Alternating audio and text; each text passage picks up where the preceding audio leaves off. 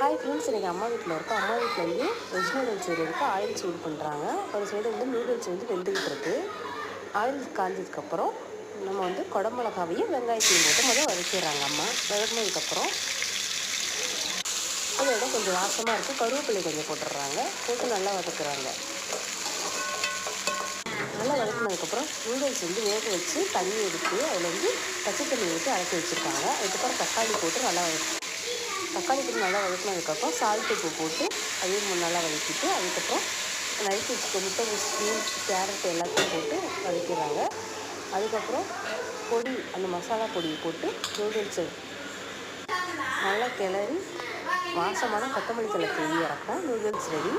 இந்த மாதிரி தட்டத்துக்கிட்டு யார் ரெடியாக இருப்பாங்க, என்னென்ன டிஷ்ஷுன்னு சொல்லுங்கள். நாங்கள் வந்து நூடுல்ஸ் இந்த மாதிரி ஐட்டம் ரொம்ப பிடிச்சனால அதனால் என் பொண்ணு தட்டத்துக்கிட்டு ரெடியாக இருந்தாங்க சாப்பிட்றதுக்கு. எங்கள் வீட்டில் நூடுல்ஸ்